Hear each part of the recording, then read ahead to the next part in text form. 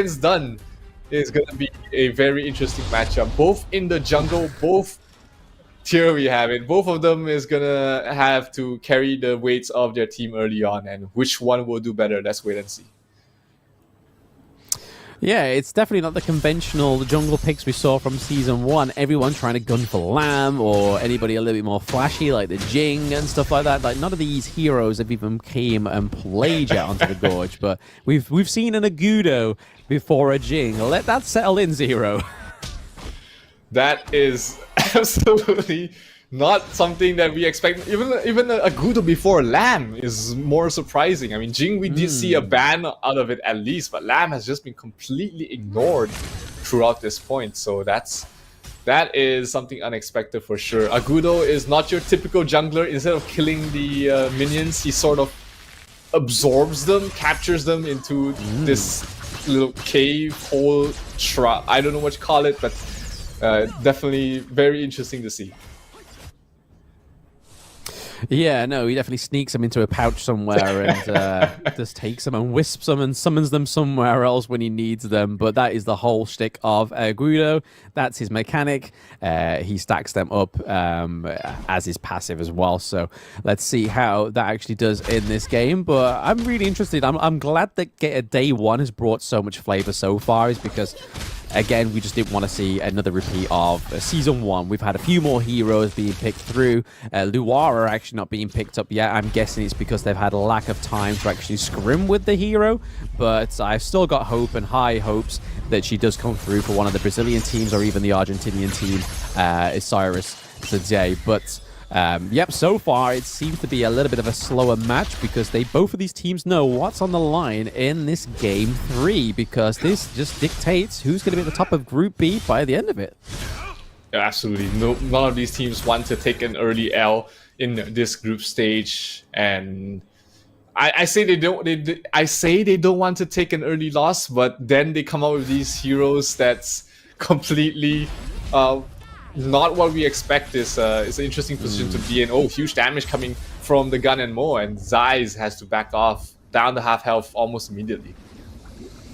Yes, and that's the thing about the Lady Sun as well, is that you have to make sure you can make it to the late game. I mean, they proved it last game that they could make it to the late game, but are they going to make it to the late game in this Game 3? Because that's where that little lady shines. Oh, the flash away from Zenon is not going to be enough. We see that Myosotis picks up the first blood in the mid lane onto the Gan and Mo. So a different story, a little bit of a different pattern this time around in Game 3, looking a little similar to Game 1.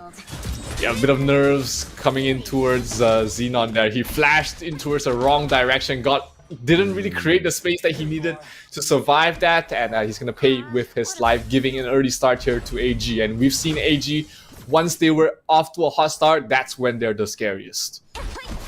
Yeah, if you give this team an inch, they'll take a mile, and it's already seeming that way with the goal difference, because we're already seeing a bigger goal difference than they did in Game 2, sorry, going into the 4th minute, which is obviously going to be a sure sign that AG Global are going to play this match a lot better than what they did in Game 2. I mean, there's no Athena pick.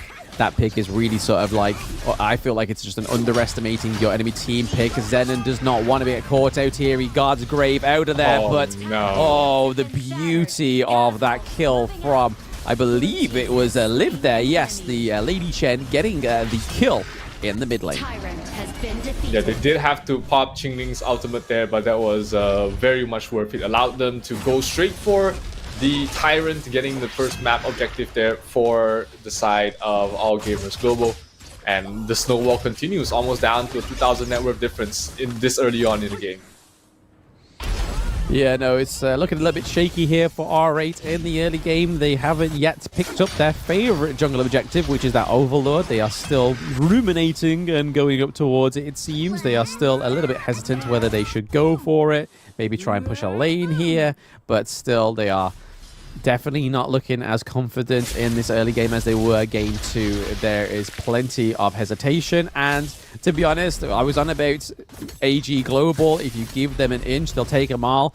Just a little bit of hesitation, they are going to witness it. They're going to sniff it out like sniffer dogs and be like, aha, this team, they are not too sure what they want to be doing with this team comp. And already Zays showing that game 2 potential, game 1 potential, taking down the first tier turret in the farm lane once again. Already looking to put an assault onto the second tier turret again, which is just classic Lady Sun Zays gameplay.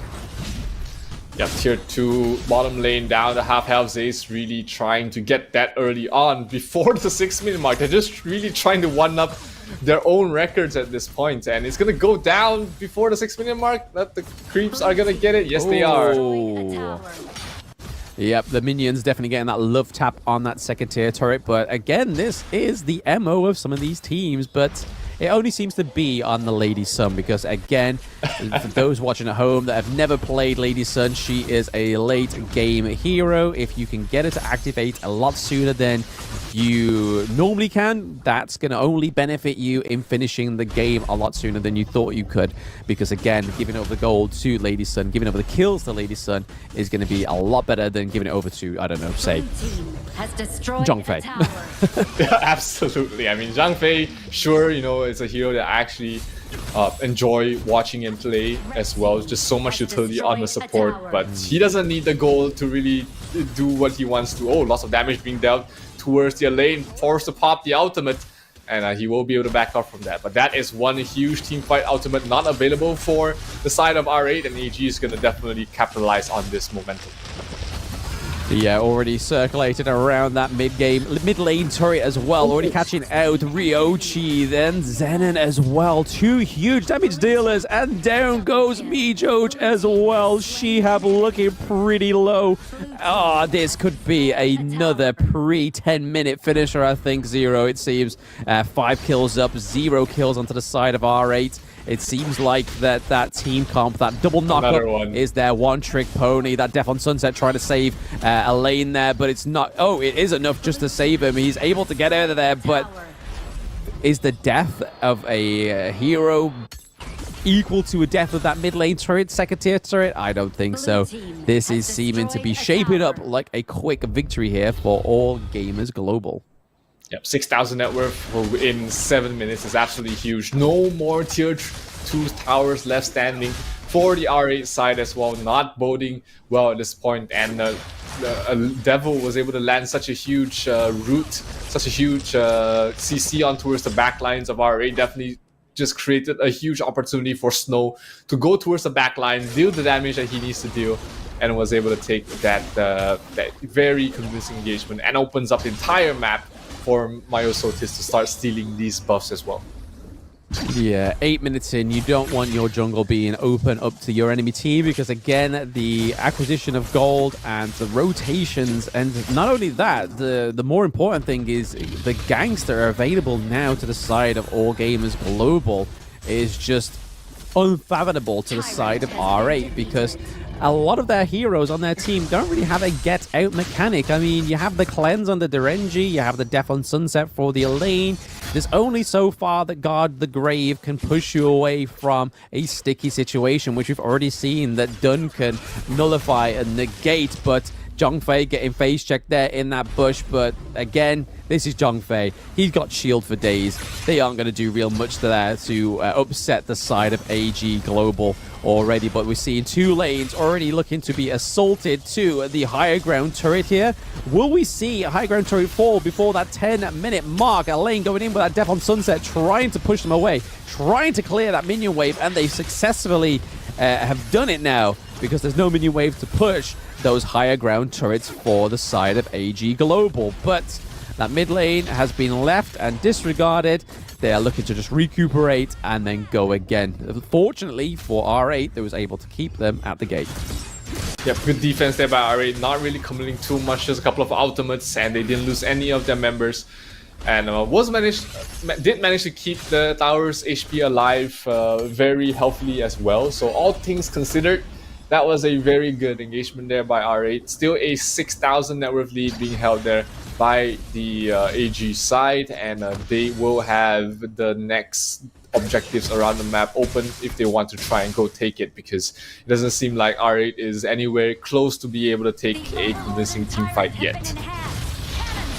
Yeah, no, I've not seen really much functionality from the Agudo pick here. It's not filling me with much confidence going forward for the rest of the Season 2 Invitational, it seems. It may have just been like, coach is like, yeah, pick it, it'll be fine, but the execution just wasn't quite there. But then, if you look over to the side of AG Global's roster, they've got the team comp, sorry, they've got the Dun, they've got the big engage from the Zhongfei as well. So again, maybe if they wanted to play the Agudo, maybe banning the Zhongfei probably would have been something that would have been a lot better for them. Or R8 was hoping for the Zhongfei pick up themselves. But again, this is a support hero that definitely tips the scales of victory because he has the unbridled rage, just like we saw there. There comes all that shield, all that health coming through. The higher ground turret in the clash lane does fall, and it looks like the mid wave is looking to pick up that mid high ground turret as well, and Azaze is able to finish off that high ground turret. So now 2 lanes are going to have super minions going through to this 11th minute.